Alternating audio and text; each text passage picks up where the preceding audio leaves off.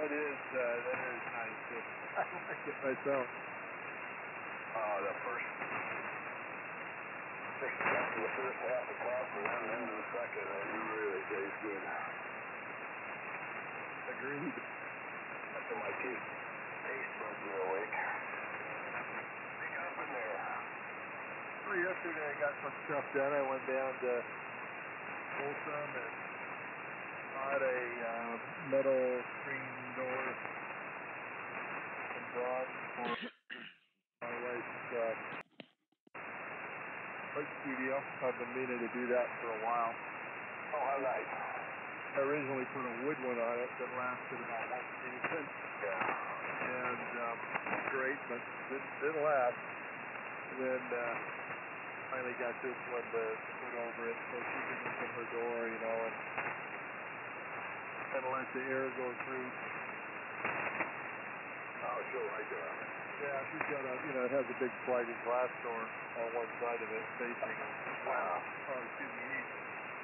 It faces east, and her deck out there, and then now she can open this and carry some of those paint fumes out.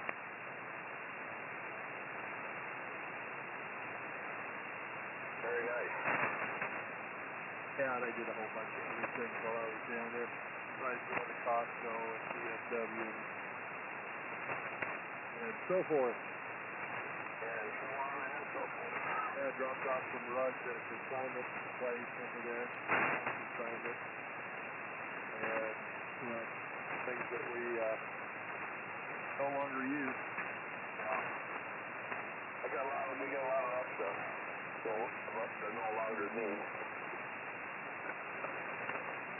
Some of it was actually new. Oh, yeah. Well, my wife changes her mind sometimes. Yeah. It's not going to look good. And it ends up in the garage, and you know, it was in between what I needed to get to, and you know, that was not good. I couldn't get into my cupboard stuff with my electronics in it without moving it. So I was very happy to get that out of there. Oh, very good.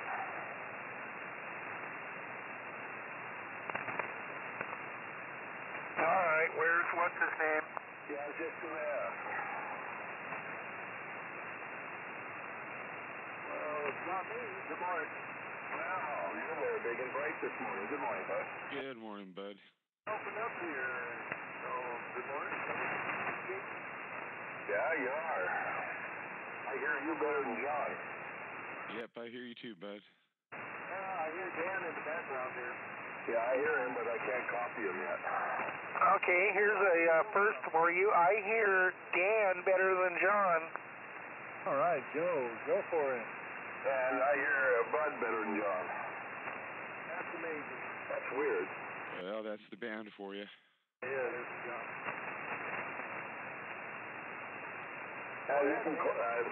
Yesterday was kind of the same way, except I couldn't hear you either.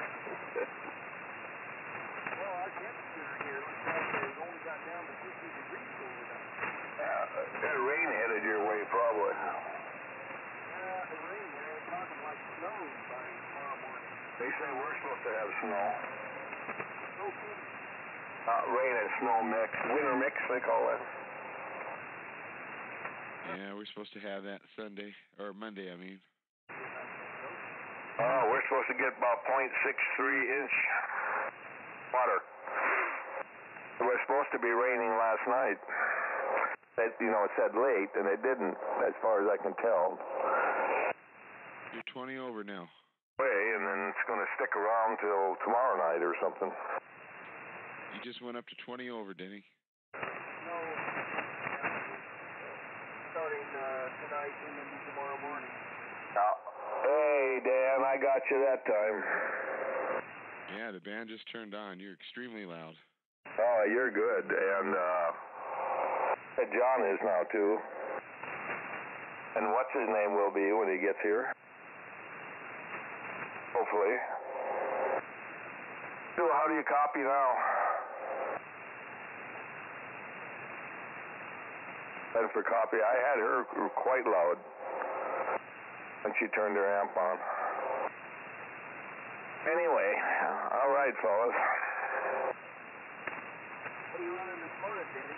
I'm running the Omni 6 because I got up late. Yeah, easy to push the button.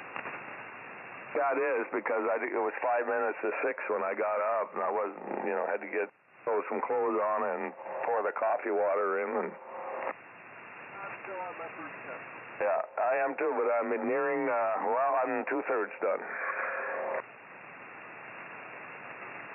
And I have one eyelid glued shut, but the other one is open, sort of. Man, conditions are still a little bit marginal down here. I was out for coffee. By the way, Dan, you might want to check the volume level on your stream. I haven't listened to it. Which part? You guys or me? It seems to be a little bit. Your audio seems to be a little bit low. Oh, I turned mine down on purpose. I'll bring it up higher though. Oh, okay. Yeah, he came out of the void, too, and so did Bud. So the band shifted. Somebody just turned on. Thank you. Yeah, Sue, you're still nice and loud, and so are you, Bud. You've come way up. Yeah, you come up too, Dan. Wow, you got a great signal, Bud. Well, let's hear John. Must be the ionosphere. Yeah, it's just moving around. Yeah, I'll tune around. The band signals are pretty weak this morning. I started listening to about 6. I mean, about 6:14. They were crummy yesterday. Tommy Crumb.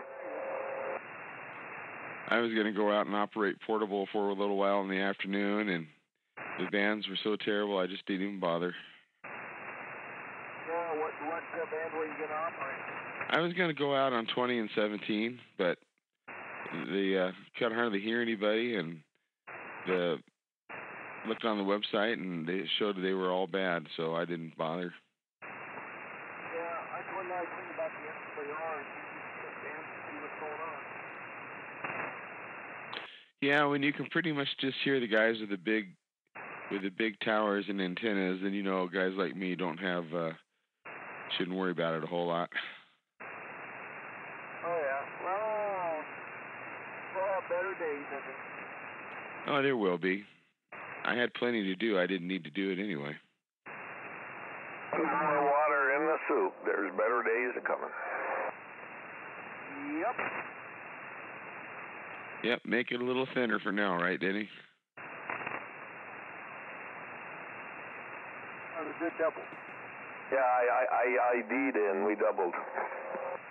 I guess I better ID W6PJD, Cars City Levent. Well, I did something more important yesterday. I took a bunch of naps, and I feel better today, so it was worth it. I really like them naps. I took one in the afternoon. I take one in the afternoon usually. Yeah, my cat lets me know when it's nap time. When it's nap time, yeah, he knows. Yeah, cats are good for that. They know what they want when they want it. Yeah, Scooby-Doo loves cat. He's got his own routine. He lives by the clock. That's Scooby-Doo. Yeah, Scooby-Doo. Oh, good old Scooby-Doo. The cat has such a routine, it's amazing. Yeah, I think we're going to see what's his name this morning. No, he's quite late. Well, John's signal should pick up by now, too. Yeah, you're a little louder. Yeah, you're much louder, John. Yeah, you've really come up. Yeah, Dan is right in the room with Sue and Bud. Usually between John and I, it gets better like an hour from now. Yeah.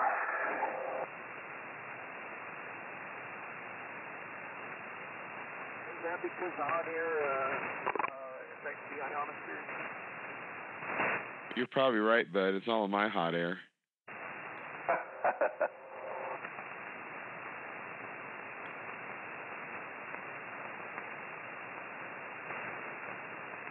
Well, probably not from my side. Well, I'm seeing some big signals right below me now. They look pretty good. Pretty tall, anyway. Well, there's about 400 watts. Thank you. I don't know what I'm doing. I just never do. I don't know. About 1,000 here. I should be about 1,000, close to it. That's great, John. You came up even more. Yeah, just conditions, I guess. I think so, because now you're about minus 85 dBm.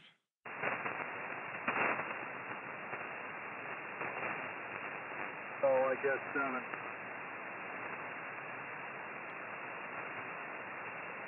I'm going to switch over to the Omni now just to see what happens. Oh, I thought you were on the Omni. No, I mean the SS9000. I'm sorry. What are you on this morning, John? I'm on the KWS-1. Yep, sounded very nice. Thank you, thank you. Yeah, it has such good, clean, transparent audio. Oh, good. Yeah, it's actually known for its audio quality, which is one of the things I like about it. Okay, here's the SS9000. Yeah, well, it sounds good. It's very powerful. Oh, thank you. That is your DX radio, Denny. It's lots of talk power.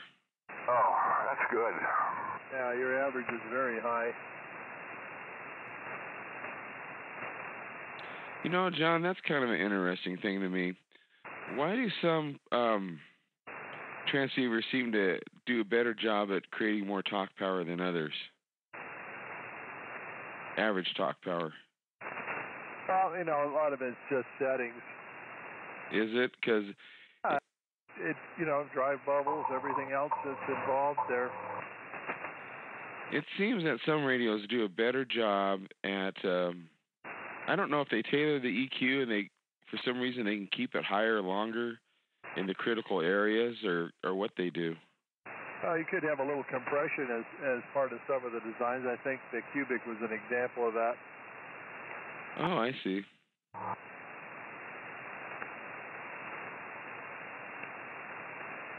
I mean, in Denny's case, he just has, you know, fairly high mic gain, I think, because you can hear the background coast down. Yeah, I was just backing it off a little. That's better. And that actually sounded better, Denny. Very good, very good. That's about where it should be. Yeah, for a 9000, you should barely see the ALC move. You know, it comes up to an S7 normally, which you see on your meter, and then should just move a little bit. Yeah, well, mine put it in ALC position and it pegs. Oh, then you're really driving it hard. Well, I back that thing off. Let's see. Well, remember with this, John, because I just cracked the mic gain and it pegs it. It's messed up. Oh, okay.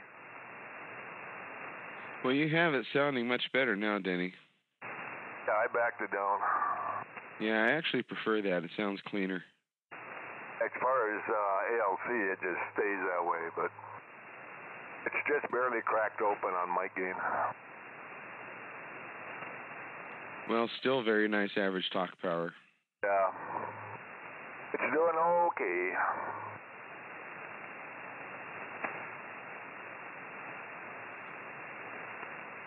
Well, that adjustment's one of those rotary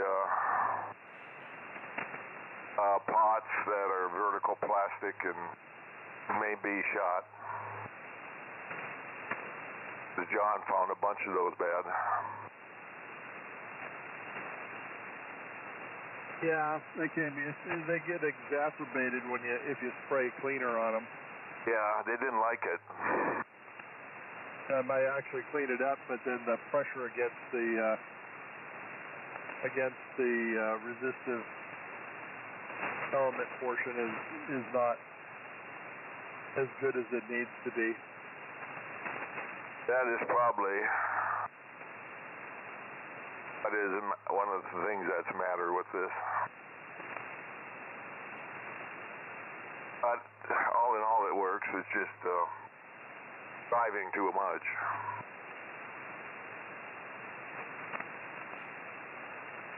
But the Vox is working. I actually like the Vox better on this one than the Omni. It's got they have a very nice Vox. Yes, they do. The Omni, the delay, when the delay is there, I missed part of the next conversation where it releases. If I reduce the delay, then it gets to be bad for you guys. Good morning. Hey, there he is. Oh, good morning, Jim. Hey, it's about time, AF6LJ. Good morning, Jim. KM6CQ. I was helping Diane, and I'm also recording Sunday morning, so I'm QRP today. I understand. Drive over here in Carson. What'd you say, bud? I said you are Q5 over here in Carson, and I wondered how your antenna thing worked out. Didn't get a chance to work on it yesterday. Maybe later today. Today's supposed to be a beautiful day, so maybe you'll get a chance today. I think I doubled with you. That's okay. I didn't have much to say. Neither did I. You guys carry on. You were talking about something. Go ahead, Danny. Nattering, and I don't know what I was nattering about. We were talking about Voxes. Oh, yeah, that's what it was. This one released in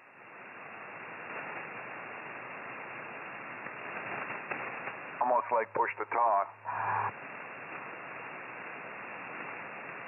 I can see where mine's set when I use it, and it's about 11 o'clock, something like that, 11:30. Oh, and mine is about 2 a.m.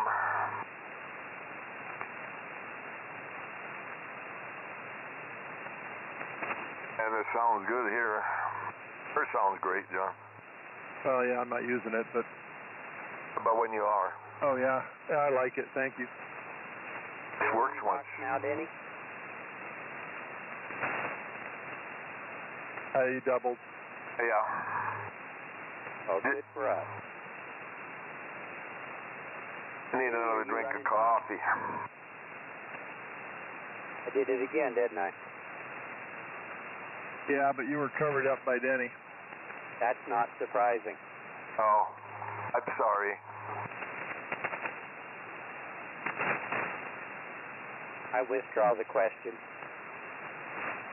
What radio are you on this morning? Atlas Okay. Nice. for QRP rigs. It's hard to beat. The Atlas is a good QRP radio. We said the same thing, Sue. Oh, okay. Audio sounds good. Thank you. I can't take any credit for it. If that was directed at me, I missed it. I was across the room. No. Yeah, okay. He was talking about taking credit. Oh, good morning, Dan. Good morning, Jim. How are you today? I'm okay. I apologize for not speaking to you. I didn't see you sitting over there.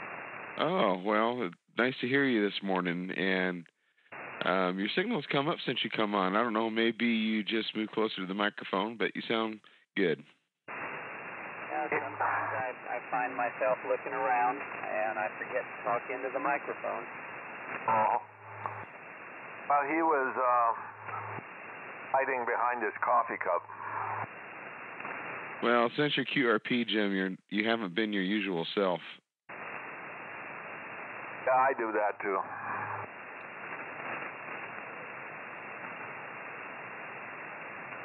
Starting out this morning, it was noisier, and John and I could hear each other, and Sue. And you were there at first, but I could not understand Dan. And then all of a sudden, snap went the switch, and everybody jumped. And Bud broke in, took my coffee cup off the table. And Dan just came in there like gangbusters. Well, Bud's a true sandbagger. Well, it's dead quiet here, and everybody's nice and strong. We were getting a lot of static crashes. Yeah, I was hearing those too in the background. Still a few there. That's way down here. I just hear them go pop, pop, pop, you know. There's one right there.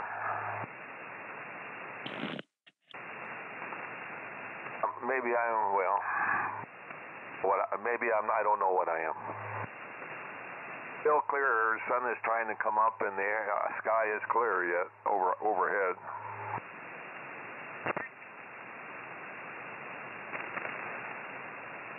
But I know it's going to do it. Rain or whatever it is.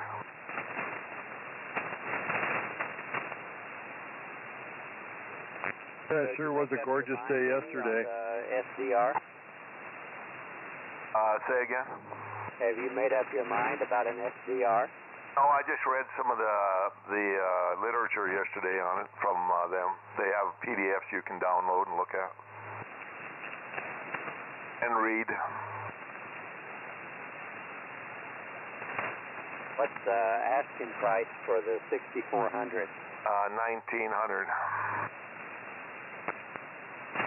That's too rich for me. That's a cheap though compared to the other two. That's a good price point for what you get. Yeah. Don't get 7 receivers, you only get 2. But it does everything else, but pretty much. The new SDR that I've got here has multiple receivers, and I haven't yet found a purpose for having more than one. If you want to monitor a couple bands at the same, Confesters would like them.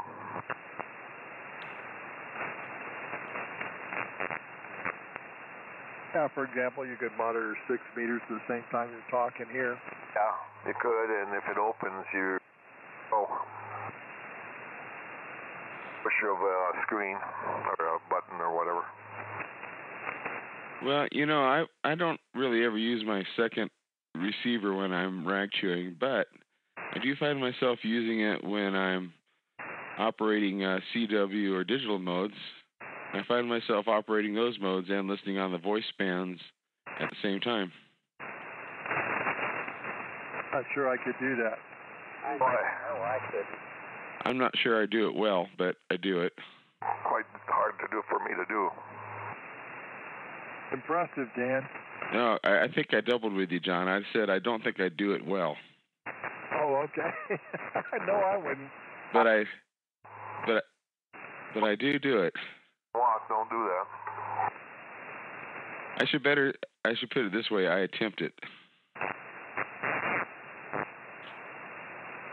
I don't use it, the option of 7 receivers very often. In fact, I've never used it.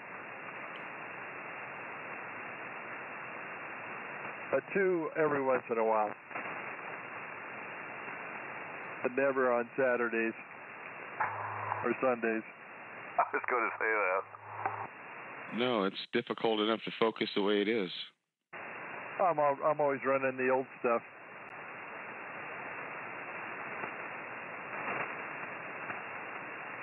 The town pub where I met right at a steakhouse where Mom worked.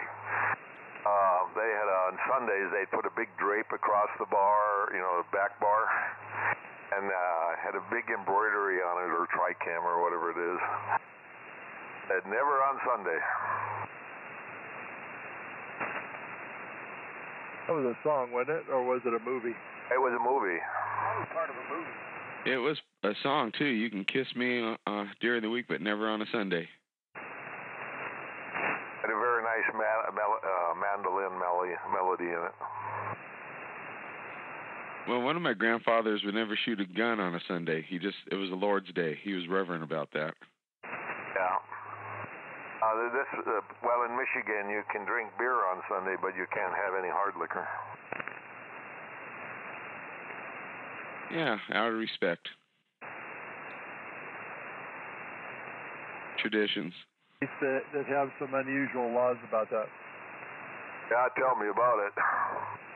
South Carolina is one of them, or was when I last lived there. Liquor stores shut down at midnight on Saturday night and cannot open until Monday morning. Yeah. Tennessee, I don't think they have liquor they sell in the supermarket or something like that. In what state? Tennessee. Could be. In South Carolina, they have state-run liquor stores, and they do not have signs. There's nowhere on the store does the word liquor appear. So instead, what they have is a series of giant red dots located on the storefront. Somebody walks up to you and wants to know where the red dot store is. He's looking for a liquor store. Oh, really? It's like there used to be green front stores in Oregon.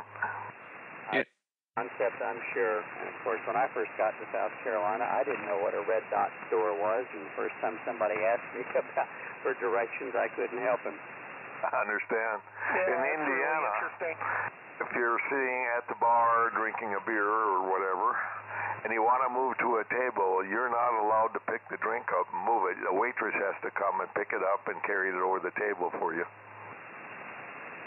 And she's received extensive training in how to properly lift and carry such a drink? Evidently, because we did it when I was going through NCO leadership school or prep school near Bunker Hill Air Force Base. And guys were in town on a Saturday and having a beer, and we just went to a table and picked up our drinks, and boy, did we get attacked. So we can lose our license, you get caught doing that. Well, I think they're worried about taking it outside. They worry about that here, too. Oh, yeah. And in Nevada, for that matter. Yeah, in Nevada, it's a capital offense to manufacture your own hard liquor.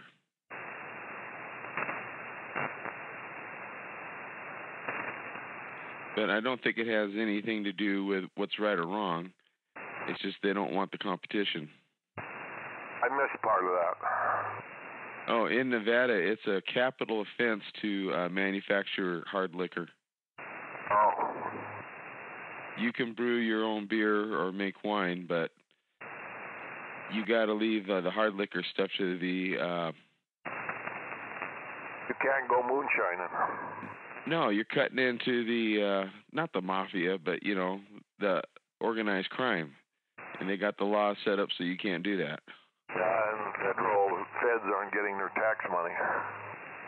I was going to ask you, Denny, when I used to run up to Oregon, the only thing you could buy at a grocery store was beer or wine. You had to go to a state store to get hard liquor. Yeah, that's right.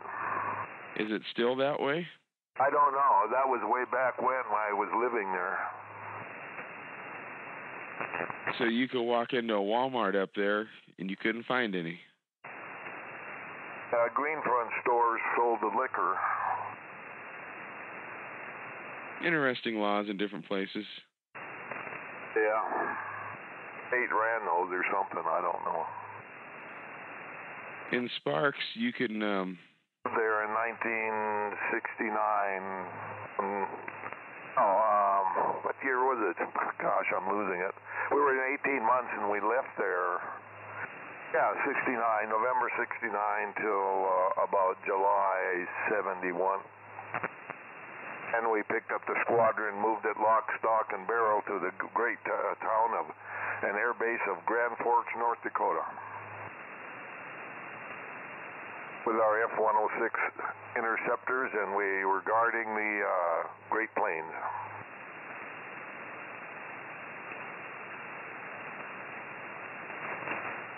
Must have been the silos. Yeah, online you could look up, and I could look up at the cockpit layout on an F-106, and made me very nostalgic because I spent a lot of time running engines sitting in the pilot seat. A big, huge radar and fire control system all between your legs and stick and throttle.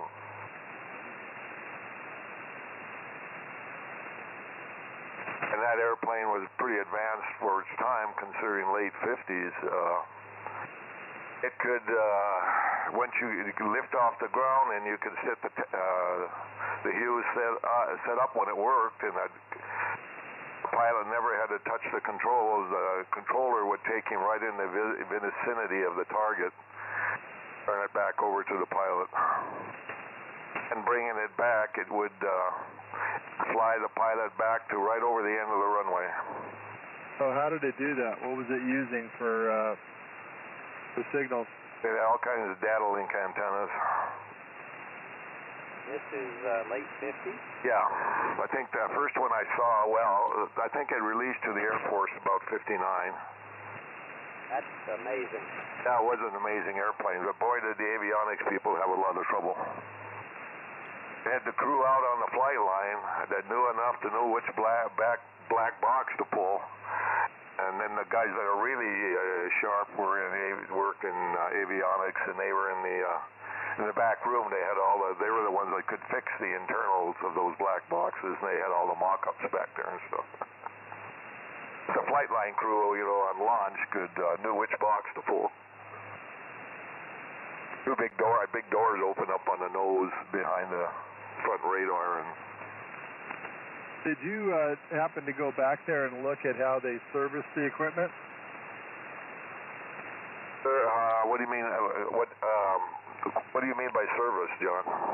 Well, in the early, about the same exact time, I went to a service center for avionics in Utah.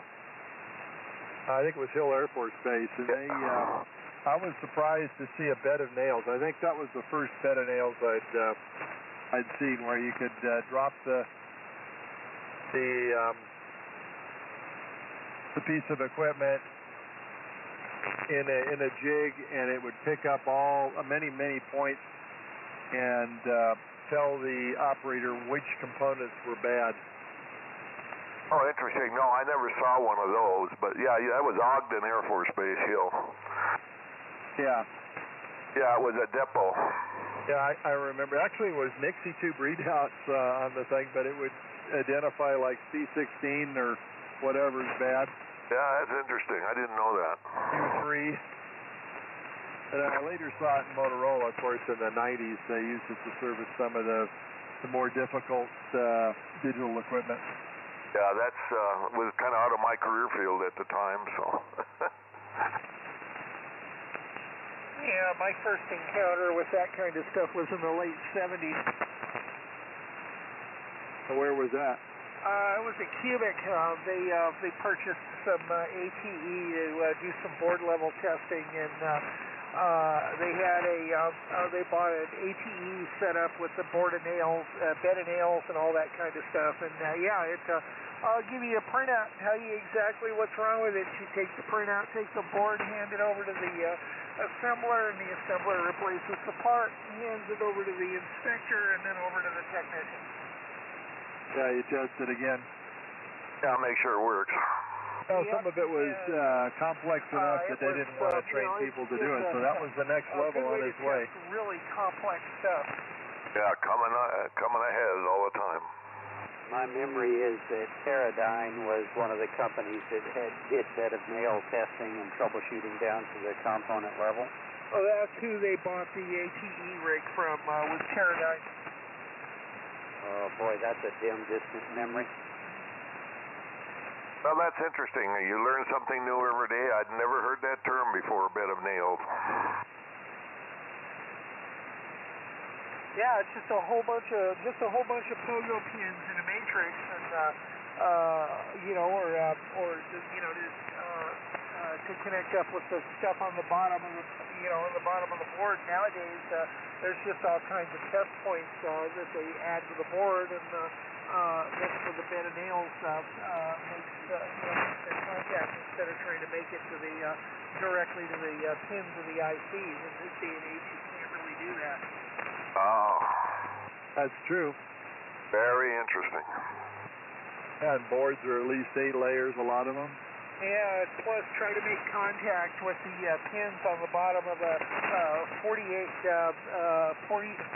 ball TQFM type package. You're not gonna, it ain't gonna happen.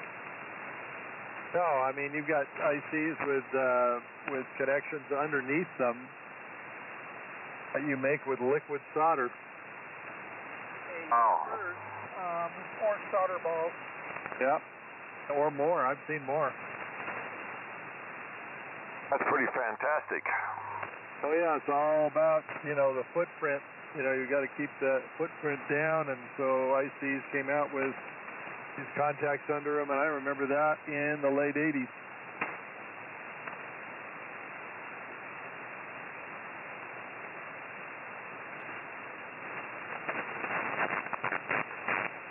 That's a little more complex in your K2, Denny. What was that, Dan? That's a little more complex in your K2. Yeah, I see that. V4CCF. W6DAX, thank you. Well, it all works by FM. That's FM magic. From the future 37th state of Texas, this is AM6CQ. It sure is. Bumping and stomping.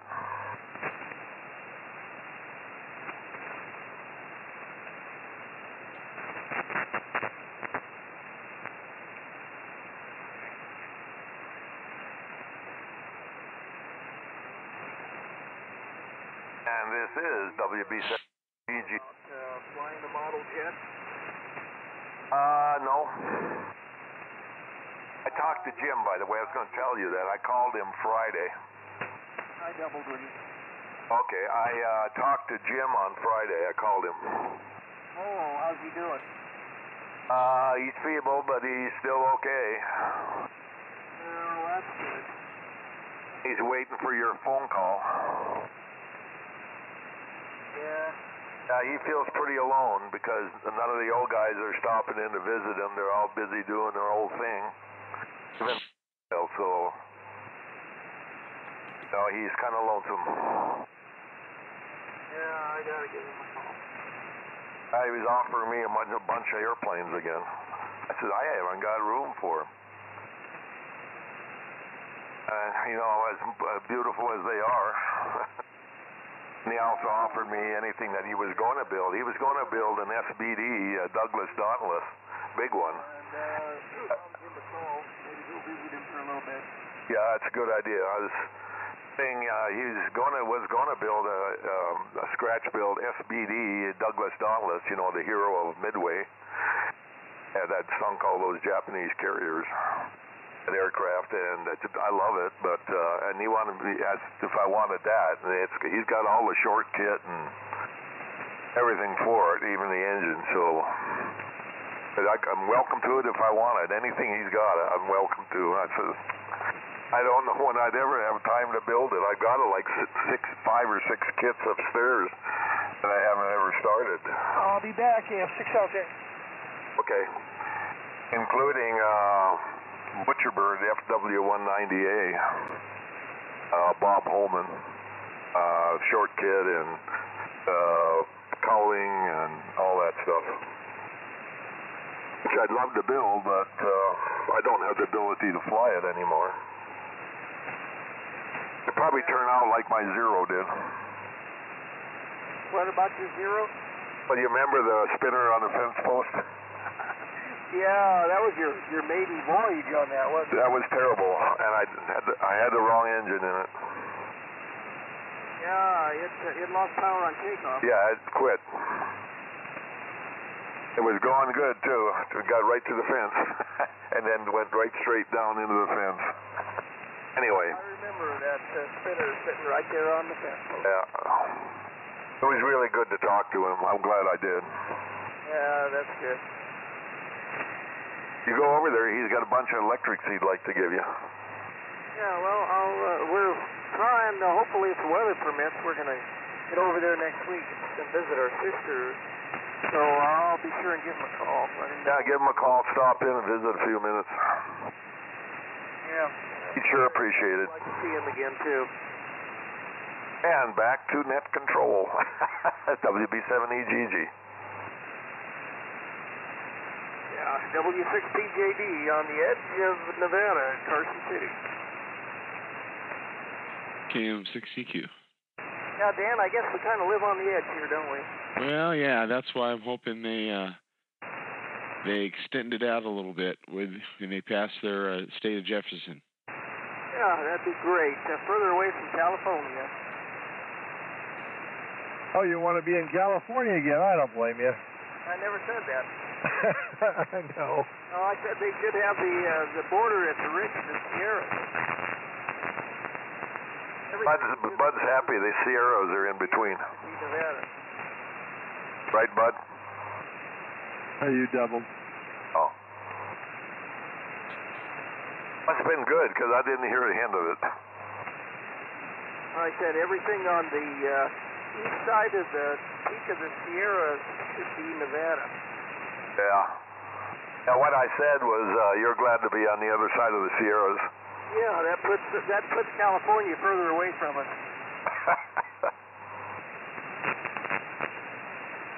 And you lived in California for so many years, but that was when things were a lot better.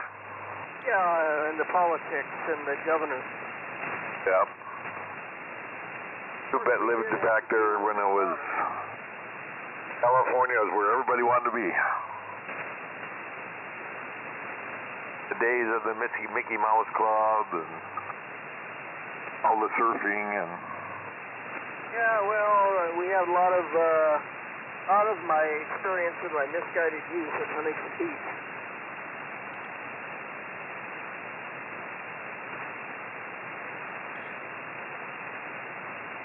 John, you probably remember Huntington Beach. Sure. Yep, that's where the state park folks said I spent my misguided youth. Oh, okay. Misguided, yes. Yeah, I was more north of that, Malibu and so forth. Well, we were Brea, Orange County, Riverside. Huntington Beach. Yeah, that's down south. Yeah. Reminds me of the song Surfer Joe. Yeah, there's a surfer's haven down there. Surfer Joe is probably kind of old by now. Not everybody froze to death in the winter when they went to school. I couldn't believe there was such a place like California where the sun shines and the surf rolls. Anyway. That does have the best weather in the country. Yeah. Now they say San Diego's the most even climate. The Riviera climate. And here I was hoping you guys' signals would be getting better, but they're not. They're not? No, they're getting worse. Oh, drat it. Yeah, your signals dropped too, Steve. Yes, you have a little. Not a lot. Yeah, well, I'm going to get out of here. I'm going to say goodbye to all of you folks, and you all take care, and we'll talk to you soon. Stay out of trouble and all that good stuff. AF6LJ, and I'll be signing. See you all next week. I'll probably be listening on 160. Maybe we'll catch you there while you will be listening anyway. So we'll talk to you later, and probably not before. Yep, 73, Sue. Have a fine week, and it's that time for me to pull the plug too. So I'm wishing you all a happy 73s and good times ahead. WB7EGG Mount Shasta, State of Jefferson. We'll be listening out. 73s all. Okay, 73, and I'm going to pull a plug too. We got to get ready for church. So everybody have a good week. Maybe we'll catch you on 160. W6PJ. 73s, you too. All right, Denny and Bud and Sue, good to hear you guys this morning. Have a great day. KM6CQ. Yeah, thank you very much for the stream, Dan. Oh, you're welcome.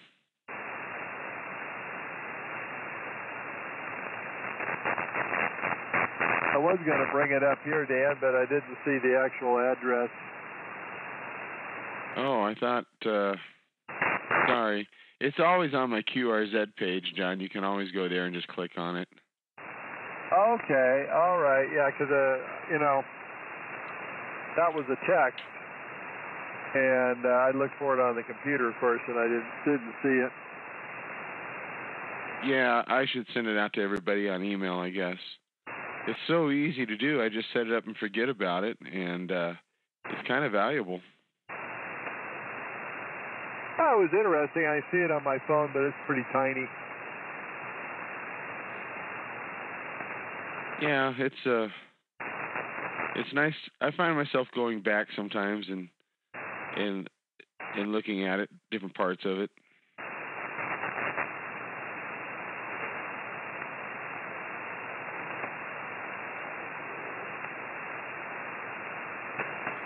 It's hard to view it, though, if you're on the air at the same time. It's too distracting.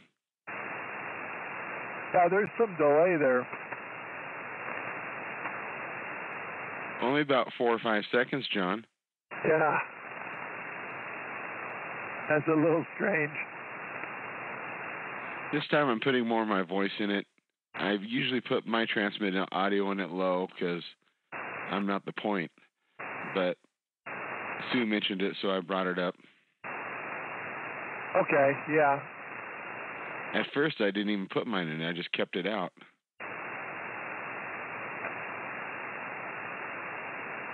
I'm trying to do this while I talk here. Not easy to do two things at the same time. Not for me. All right. I'm at your page.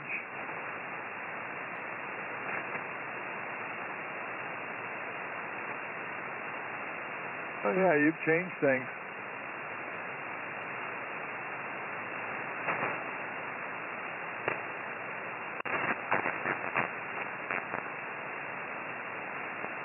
Oh, would that be on monitor? Yeah, it's right below the pictures. I guess I need to make it bigger. I just kind of stuck it in there.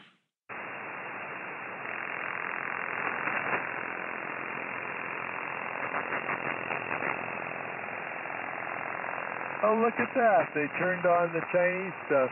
They just did, didn't they? I clicked on my, off of your, my logbook, my page monitor. Nothing happens down there. I think it's just right below the pictures where it says streaming. It's right by my 30-meter beacon link.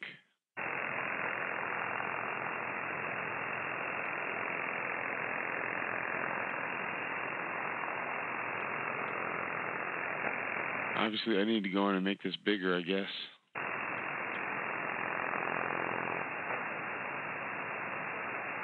It says Flex 6600 live streaming on it, right below the station picture. That's the bottom of the page. Go to the top of the page. Got it. It's trying to load it up while I'm talking here. Now I'm looking at it. Oh, okay.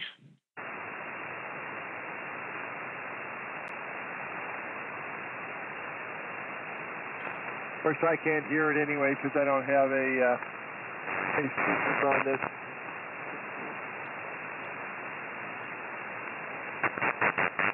I got my 30-meter beacon back up yesterday. A couple weeks ago, it came down in the storm. The antenna did. It was just a wire in a tree, and a tree took it out, but it's back working.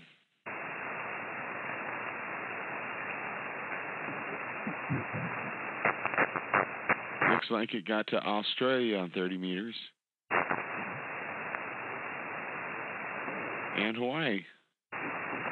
Pretty good for 200 milliwatts.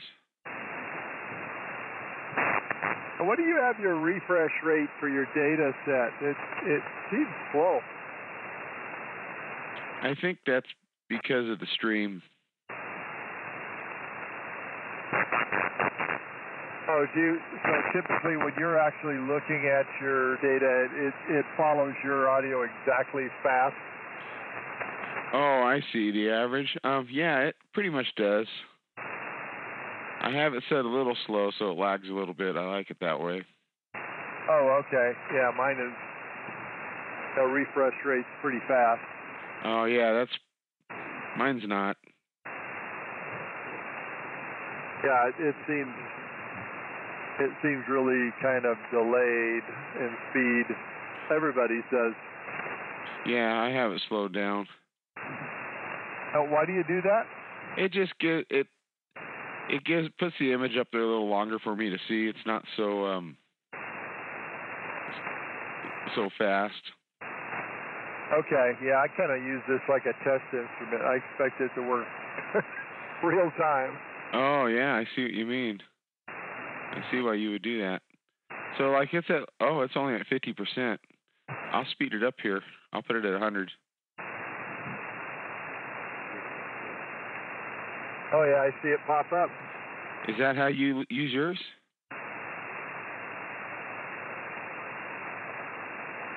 What were all those numbers that rolled by? The numbers. Yeah, that looks about right. Yeah, that's there's no lag there at all. That looks like your SM230.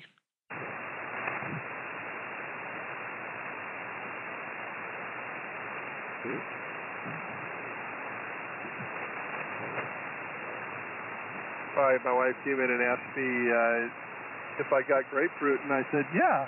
She said, where is it? I said, it's probably still out in my car. Oh.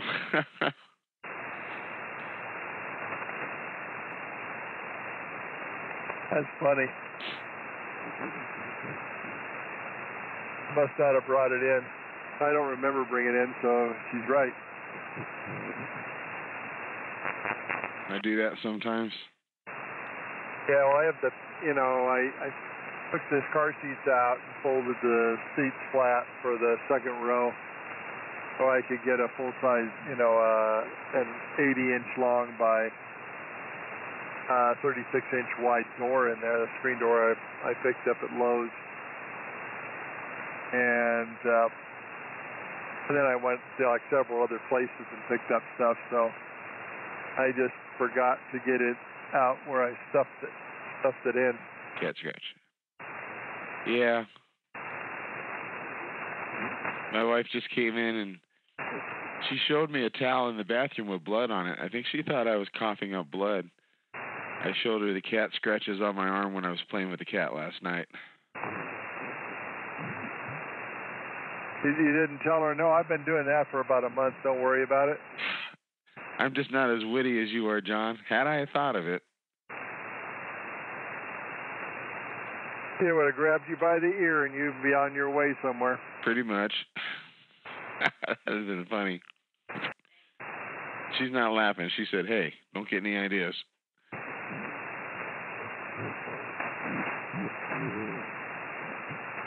I need to bail, guys. You guys have a great day. Maybe I can get down here on Wednesday night. I hope so. K4CCF. You have a very nice week, if possible, and I hope you get your TV issues taken care of. Yeah, me too. It gets old apologizing to Diane because we can't get her favorite shows. Yeah, I don't understand what would have happened to do that, but if I can help you with that, let me know. Thank you, John. I will. I think I know what to do. Get an opportunity today, I'll find out for sure. K4CCF, y'all have a great day. Yep, you too, W6DAX. See you later, Jim. Nice talking to you this morning. And for a QRP guy, you're not bad. See you later, KM6CQ. That was kind of a backhanded compliment, wasn't it? Yeah, well, you're the one that set up the minimum. Touche. That's okay, Jim. You always sound good. Have a nice day over there at Chaos Manor, Jim.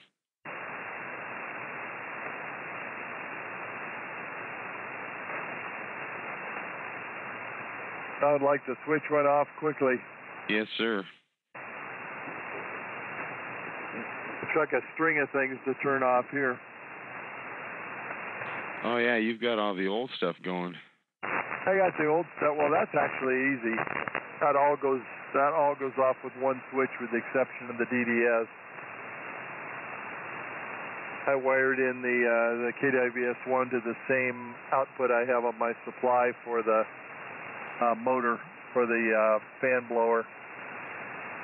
So the receiver comes on with the switch when I turn the KWS-1 on. Typically, I don't use it by itself. That way, I'm not turning on any on and off switches that wear out. Yeah, that's a good idea. For the old stuff, it's a good idea for sure. Yeah, I mean, why create problems? Yeah, I don't like repairing them if I can keep from doing it. Try to do everything well so I don't have to do it twice. Yeah, it's probably not real fun to go back in there any more than you need to. Well, it's really not bad now because I only have the one set, and the supply is new. Now it should run for 20 years. Oh, good. And it's over-designed, so I would expect it to be good. That'd be one of the things I'd take with me if I had time. Some event came along like fire. You would grab that? Probably grab the supply. That's the most unique piece. The rest of it, the KWS-1 is just like like any one I would get. There's no modifications. It's just been updated. 75A4, and that's a very special A4. So, I'd be prone to taking that. Yeah, especially after everything you've done to it. With replacing all those little capacitors in it. Yeah, I pretty much have what I like here. I'm not, I can't imagine selling anything else. I use the Annan any day I'm on the radio, that's always running. Including now, so I can look at the signal. Yeah, that's nice. And then on the weekends, I'll run this radio one day. And now I can play with it on 160, which is cool. I'm waiting for that other part. I'd like to get that completely wrapped up. I guess you ran the 9000 yesterday, didn't you? Yep, I ran the 9000 yesterday. Well, when do you think the other part for your radio will be here? Well, when I look at the tracking, it stops in New York, but it spent like a week there going through the various government agencies to, and this part is like a half-inch square or less.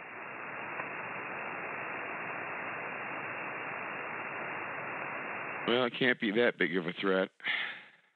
It's probably, I don't even know if it's in a box. It might be in an envelope.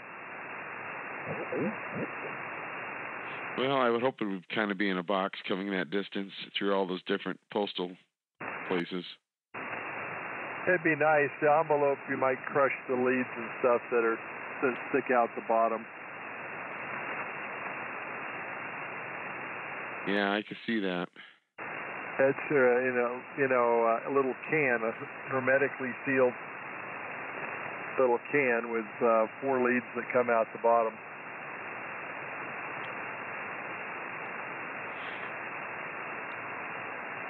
I'm guessing it's about a half-inch square or something like that.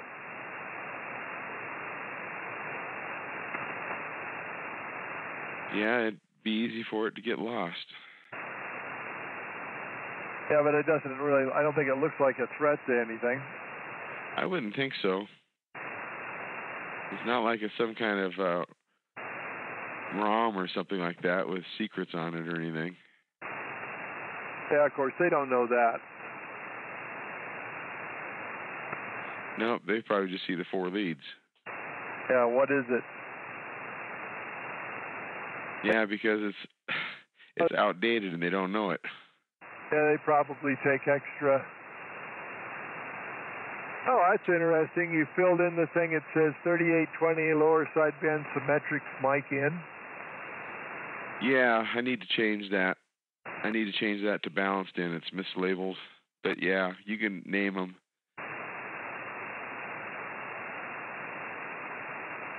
Yeah, and you're looking at bandwidth. That's a nice way of setting it up. Seems like it's easy to understand.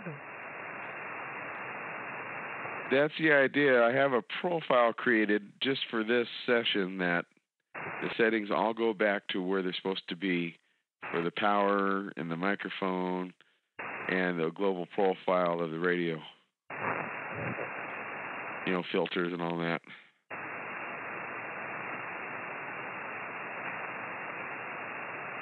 So you also duplicate this thing, your frequency and mode and stuff, your antenna thing in another box up above.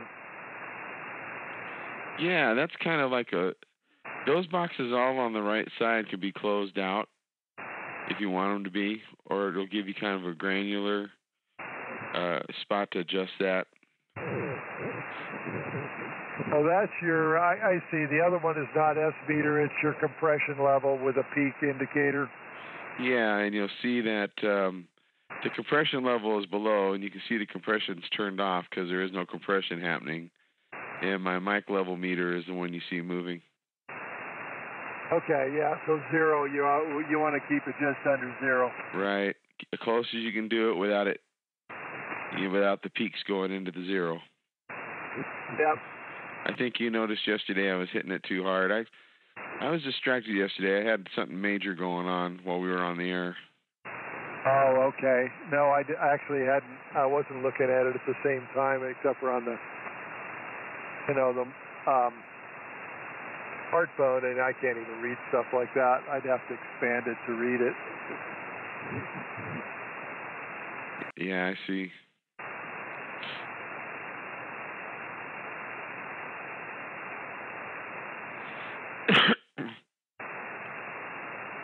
So each one of those are boxes you can close out. There's like a transmit box, a receive box, an EQ box, a phone box.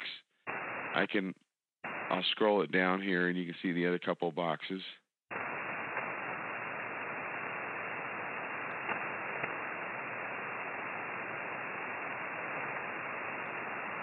So you can see there where how my Vox is set, my transmit, low and high cut filters, and then the EQ below it. But the EQ is not enabled right now. If it was, the light that says on would be blue as well. Okay, all right, yeah.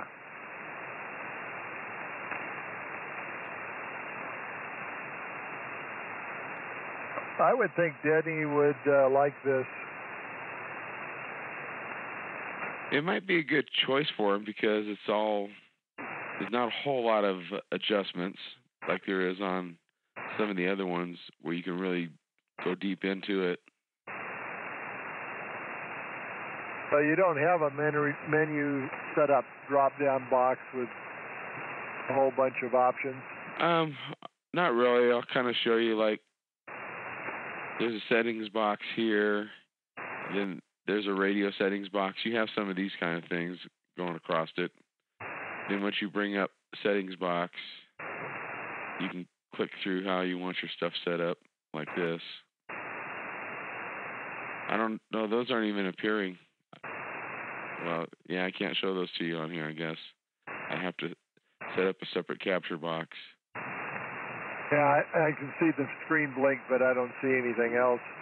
Yeah, I have to set up a separate capture box to do that. So, but if you look across, there are some drop downs across the top. And let's see, you get to see these are on there actually. So, like the ones you would access all the time, you can get here easy enough. You can see in how my RF gain here, it's all the way down. That's showing that I have an 8 dB attenuator in right up here at the top on the right side. display functions. That's where I can turn my average down, colors and stuff. The top right, I only see speaker and PC audio. If you look at the very top right of the band scope, you'll see where it says -8 dB.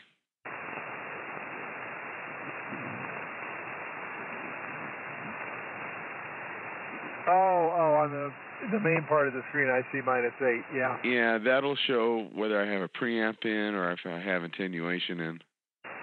Okay, so you've got 8 dB of attenuation in. Yeah.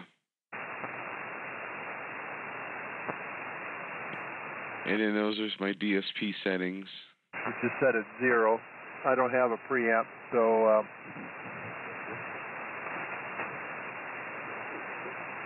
yeah.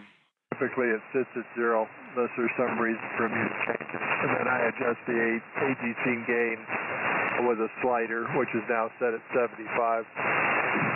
There's all my preamps in plus 32 dB. That's terrible.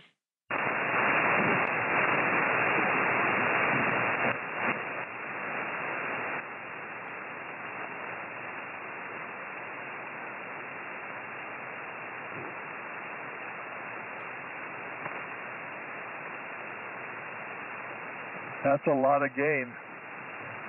Way too much. That's why it's all red on your waterfall? Yeah. The other thing that's kind of cool on the display, you can go back in time. So I'm scrolling back up in time if I want to see something I missed or I want to look at it again. Oh, okay. And then I can just click back on the live button and it puts me back to where I was. I don't think I can do that. Something I don't really use. So I've got more options than I know what to do with. Gosh, just keep adding more and more. Oh, yeah. I think they're about, I might be about a year behind now on updates. I probably should do it, because some of the stuff's useful, especially things like in the noise flankers and stuff like that. I always look forward to the newest version, whatever it is.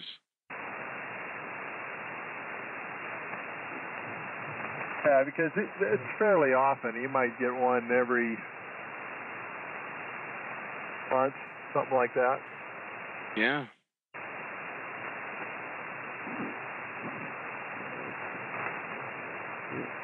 And then they might have one, that corrects an issue if they created an issue with the last version. I can't imagine how many lines of code there is in all this stuff. It's got to be amazing. But I could easily see how if you make a change, you've really got to look and see what else it changed. Oh yeah.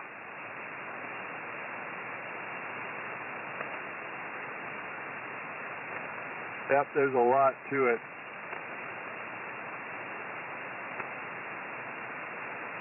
I noticed that on your screen, nothing changes when you go to transmit. I mean, it stays at the same level.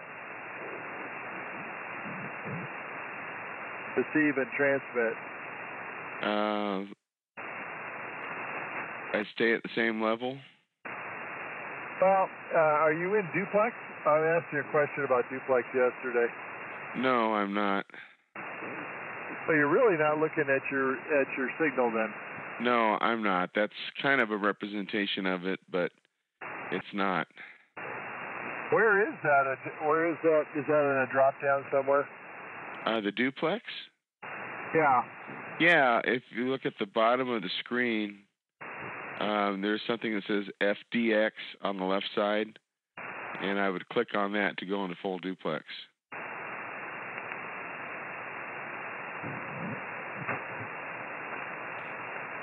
But I really don't want to go into full duplex now on the second receiver because it'd be too much for it.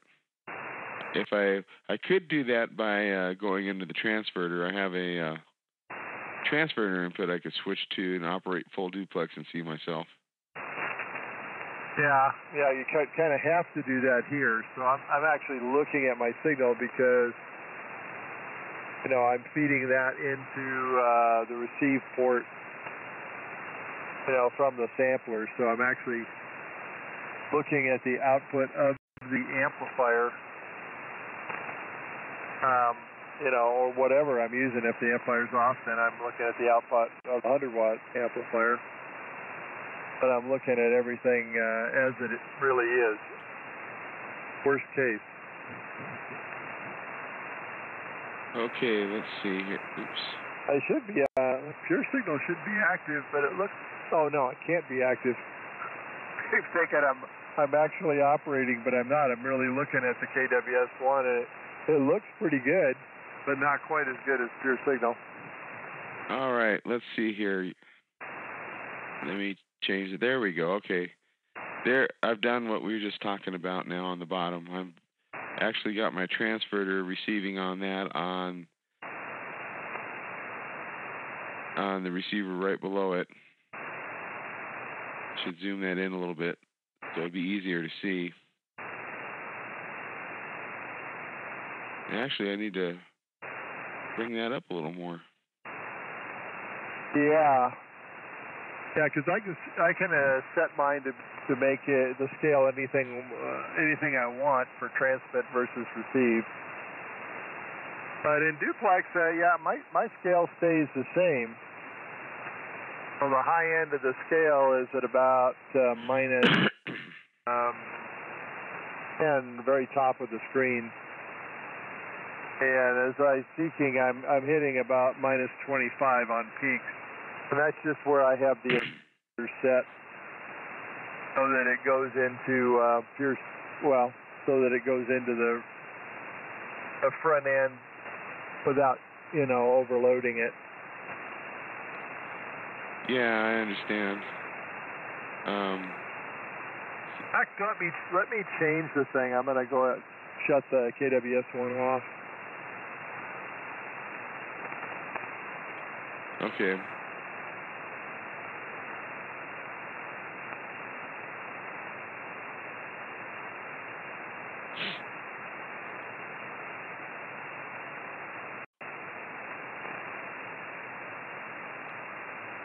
Let's see here. If I change that, let's see here. Bring it up a little bit to make it easier to see here. There we go. KM, there, I've changed the scaling of it a little bit. KM6CQ. There we go. I think everything is, we're all up and running, and now I'm looking at it actually running. All right, so now I'm actually looking at my signal.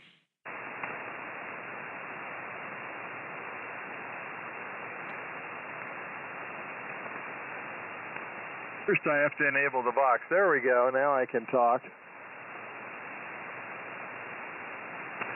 Yeah, it does switch screens when it's in transmit. The scale actually goes up to 0. The way I have it set up. Okay. But, at minus 15, I'll run into that ADC overload. So I set the attenuators up so that's not possible. Yeah, and that's good. If I go into the full duplex mode with the antenna, it would very easily overload the ADC. But coming back through the transverter here, that makes it easy not to do that. Yeah, this one switches, I had to add this external switch box to it for the antenna. It's all a little tiny relay box. And it's got a couple SMA and a couple BNC connectors on it. And one of the sampler goes into one of the ports, and the receiver goes in another port. Antenna goes in another port. It's set up to accomplish all this stuff for pure signal. It does a good job. It really works out nicely. Well, that's an option that hasn't got to the flex yet. It's not necessary on the later Annans. The two newer ones, I think, they provide an input for the sampler. That's nice. I had to create one for this one. And give up some of the switching that was done internally in the Annan because it wasn't possible to add the sampler to it. Yeah. Well, that created a lot of additional cables in another box and some wires and, Yeah. I could see how it would. But you got it working well. Additional complexity was added in order to add this function. I'm going to go ahead and turn off your signal just to see what happens here. All right, it's off now. Yeah, boy, it does look. It looks a lot like the KWS-1. Maybe not even as good.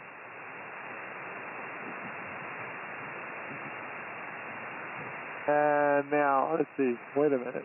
Is it back on? No, I got to go up here and turn on the sampling. There it is. Now we're back on there. Boy, I dropped IMD dropped at least 20 dB. That's huge. Yeah, and of course the newer ones would even be better, but this is more than good enough. I see that's probably why when I run the S1 into my mixer, it just carries whatever products are into the mixer as well. Because the mixer has a pretty large dynamic range. It's really critical what you put into it. You don't overdrive it, especially, but you actually go on the other end, on the small or the lower end. And what I did is I noticed,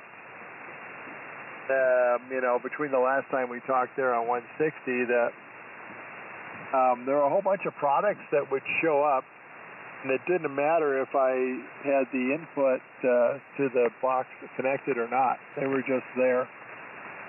And I determined that the SA612, with its balanced input coil that I'd put in there, where it's a transformer, it feeds a 1.5 turn loop on the part that connects to the sampler, and then which is dropped dramatically, like at least 70 dB from its output at 130 watts or whatever it is. Anyway, I noticed that there was just a whole bunch of signals in the negative 100 area that were present across the whole of 160 meters that were poked up. And I'm thinking, what the heck is that?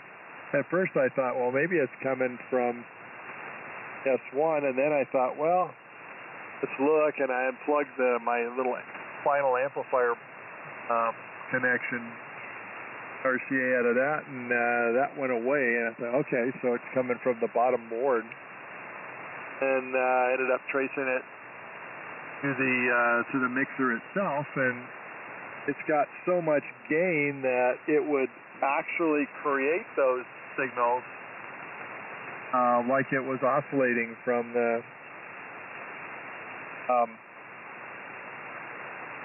coil itself.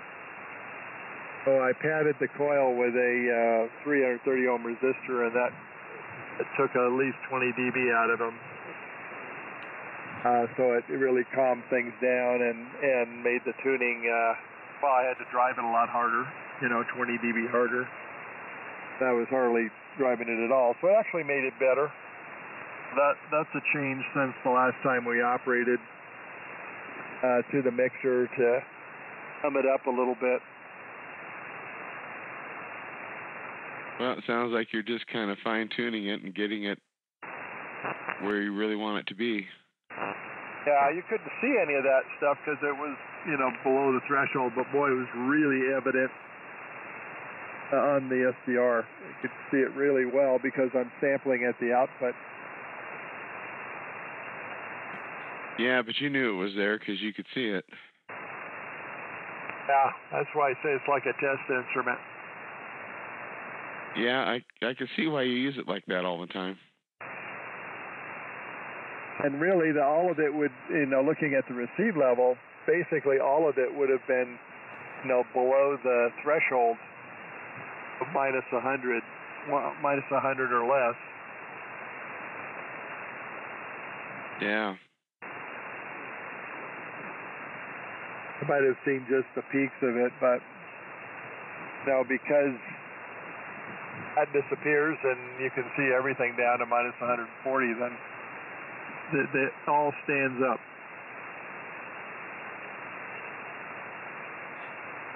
Yeah, that's a lot of good information you get off of your SDR when you're using it as a test instrument. I guess I should do this more, what I'm doing now, looking at my own signal. Well, I think it looks good. Go ahead and talk again. Oh, there it is. Okay, let's see here. 1, 2, 3, 4. So my bottom pan adapter, I'm actually seeing my signal.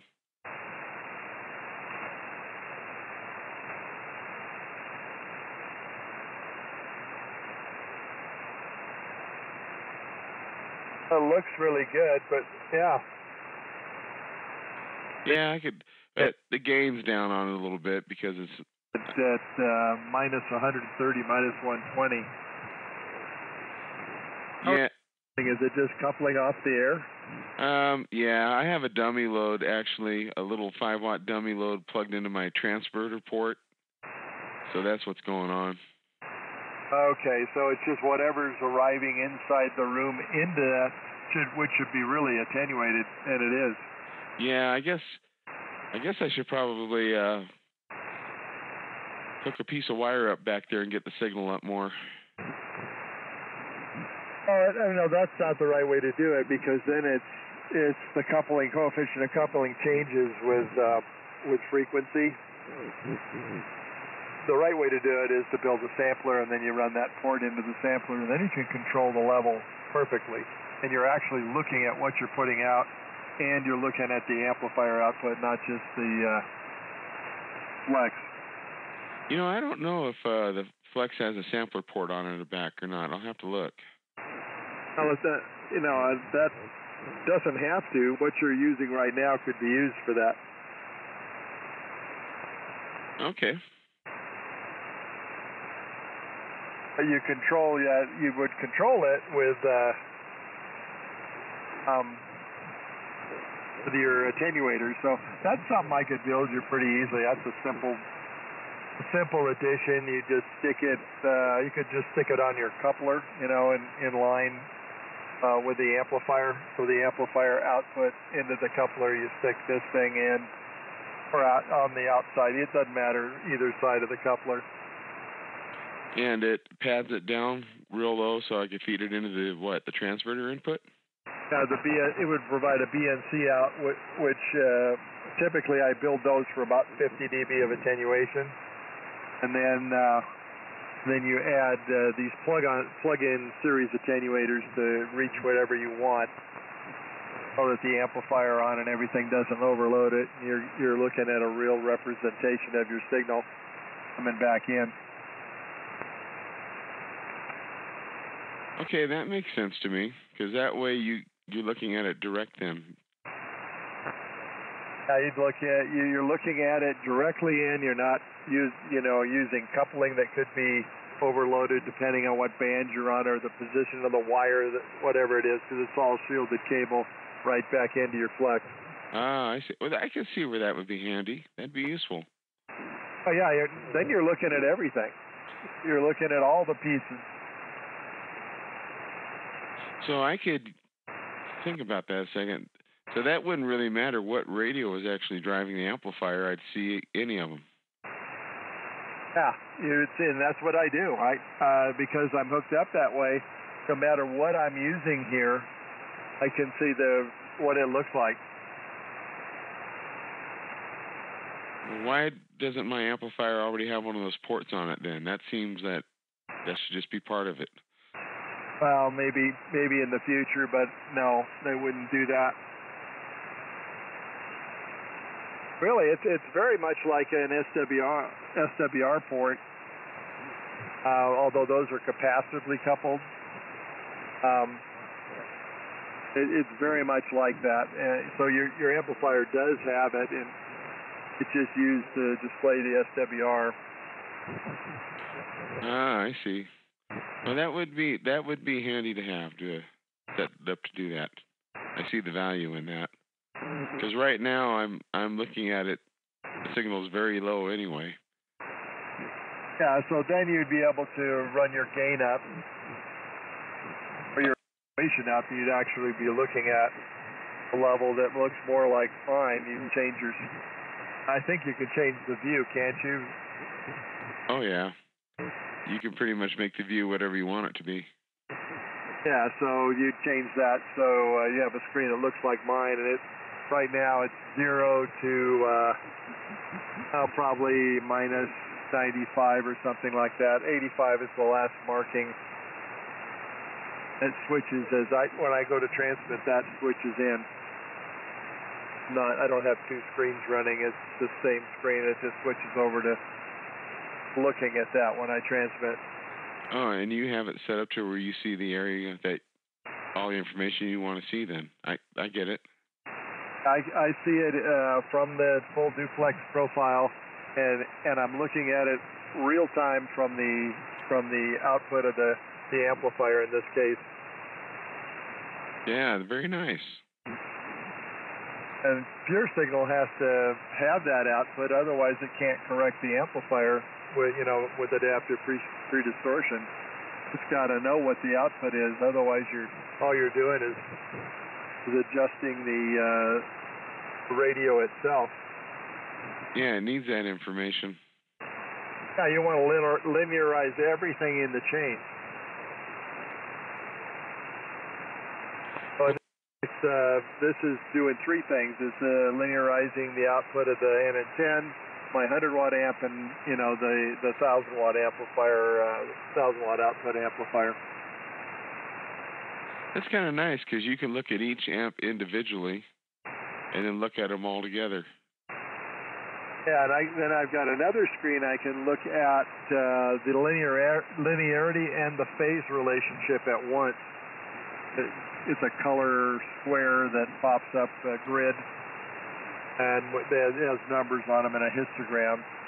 That's not real time. That updates every 2 seconds. That shows the gain or input versus output of the amplifier. You can see how linear everything is. So with that, I could lower my drive level, or raise it, and see the effects of what pure signal's doing to fix what I'm adjusting incorrectly. Well, that sounds pretty effective to see all that information while you're making adjustments. Level, for example, that'll look more like a balloon. Right now, it's like there's two lines and they intersect about in the middle, and that is the point where it's actually linear, is the middle, just about. Not quite. So it starts out the correction is a red line, and the amplifier output is actually a blue line. So ideally they would be just one line, one superimposed upon the other, but they're really, nothing is that linear. There's always compensation that's required. Yeah. That would be pretty useful to be able to look at all that while you're making adjustments and see the value there. Lowered it, and that lowered the amplifier or the drive level, and I can see those lines. The crossing point changes. It's very, very interesting. The output went down a little bit, a couple 100 watts. But the point at where it crossed changed as well. It's all fun stuff, once you get into it.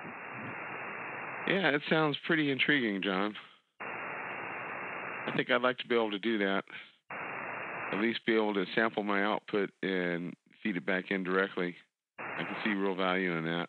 Input that's always correct, not affected by coupling, other than it within the box itself. But the impedance will be low, 50 ohms,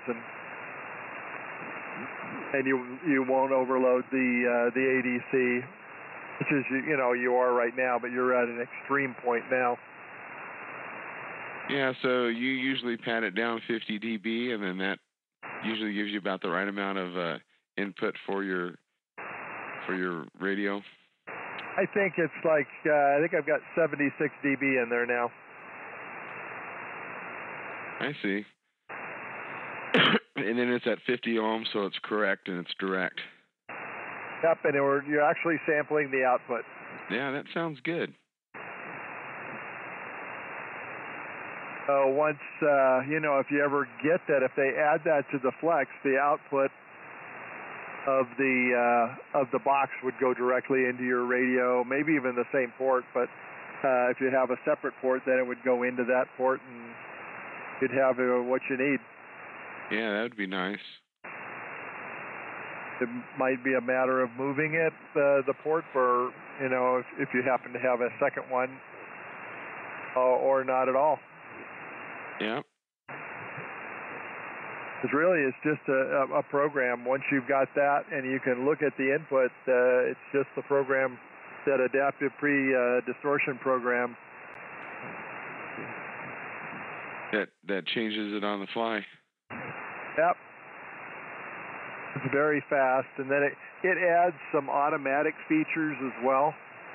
Like my attenuator, if the signal level's getting high, it'll automatically add attenuation into it.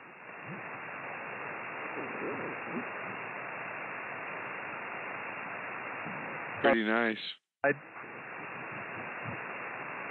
Right now mine's sitting at 0, so probably means I'm putting maybe a little bit less signal into it than they'd like to see, but all the feedback is green, so it's got a couple things, couple of blocks that light up. One of them under pure signal says feedback, and that blinks every time it's reassessing. And the other one stays green all the time if it's working. It says correcting. So are you seeing this on? Are these lights on the box, or is this on the screen? This is on the screen. Okay, so the program's running on the screen within your SDR program, and then it displays it to you? Yeah, it's all built within the SDR program once they added that feature. Oh, okay, I got it. Linearity up there. Nice. On that, and then that allows me to look at those other graphs and things. But otherwise, I can just see that every 2 seconds, it's reassessing the feedback. Oh, so it's always looking. It's always taking another sample and looking at. So it's not real time, but it's a couple seconds behind on its control. That's pretty nice. It's just more things that you can see. Yeah, I like it. That sounds like a nice feature. Yeah, I hope they add that. I mean, yours is very clean anyway. That's probably not necessary. But I hope they add it, because it just adds a whole nother dimension to the radio, and it's easily visible when I turn it on and off.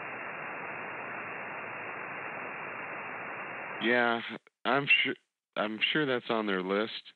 It's probably not on the top of their list. It was kind of funny. Jim sent me he was listening Wednesday when Jim gave me that critique on upper sideband, which it really wasn't that, but that's what it looks like. Anyway, he said, "You must have changed something, because when I came back there was nothing." Obviously this was the change. I changed radios. Oh yeah. That's right. And he's close, so if he's going to see something, he'd see it. Yeah, he would. The signal levels were quite good, which is why Jim could see that, and you could probably too, to some degree. Yeah, he made me want to Add to my loop and put it around the perimeter of my property. It made you want to do what? Add to my loop and put it around the perimeter of my property. Yeah, his works very well. It was very nice. I think he said he had 850 feet out. Yeah, something like that. I think I could just barely do that. Or I think I could. Yeah, well, I'd be having to go down. I'd have to go down to that lower acre. I could probably get about, I might be able to get a couple thousand feet. That would really be cool. Yeah, I'm just not going to do it. You know, it wouldn't be very high off the ground. And it would put probably the feed point over the house. I don't like doing that. There's always noise generated from the house. Yes, there is. So the farther away you can keep it, the better. My experience is if you can hear noise generated from the house, you can usually get back into the house. Well, there's some truth in that, I'm sure. Oh, yeah. Yeah, in fact, that's absolutely true here. The antennas that start underneath the tower on the roof, which is the 40-meter ZEP and the 80 and 30-meter dipole, a low-end dipole. If I switch over to that, it will instantly turn the lights on in the room because they're all motion sensors. Hello. I just did it for a second. I said hello, and lights came on. Yep, you can count on stuff like that. Or if you put your ladder line right along the wall behind your shack, you can have some fun with that, too. Oh, yeah, you'll definitely see it. That's real coupling. This coupling is, 30 feet away.